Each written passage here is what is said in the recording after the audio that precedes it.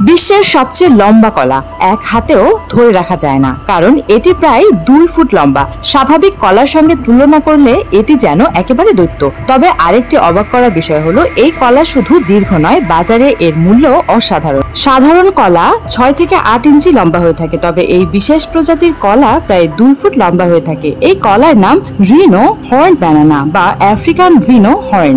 এটি আফ্রিকায় উদ্ভূত একটি বিরল প্রজাতি। লম্বায় সাধারণ কলার চেয়ে দ্বিগুণ এবং তার দৃঢ় বাঁক ও আকৃতি এটিকে বিশেষ করে তোলে। গাছটি সাধারণত 12 থেকে 20 ফুট পর্যন্ত লম্বা হয়। প্রতিটি গাছ থেকে পাওয়া যায় 3 থেকে 4টি বিশাল হাত কলা। এই কলার চারা রোপণ করতে উষ্ণ ও আর্দ্র পরিবেশ অপরিহার্য, তাই এই দিকে কৃষকরা খুবই সতর্ক থাকেন। পরিচর্যা করলে বছরে একবার ফলন আসে। কেবল সঠিক জল, পানি আর মাটি ব্যবহার করলেই মিলবে এই দৈত্যাকার ফল। প্রতিটি হাত কলা যত্ন সহকারে সংগ্রহ করা হয়।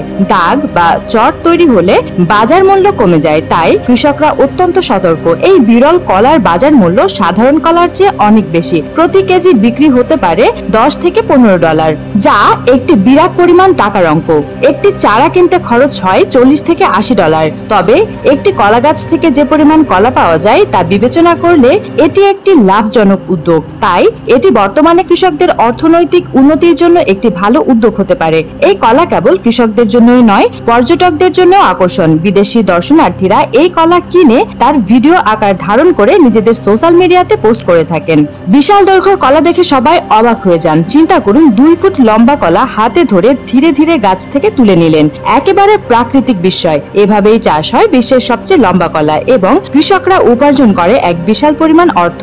যদি বর্তমানে নতুন কোনো কৃষক কৃষিতে নতুন উদ্যোগ নিতে চান, তাহলে রিনো হর্ন ব্যানানা হতে পারে অবিশ্বাস্য সুযোগ।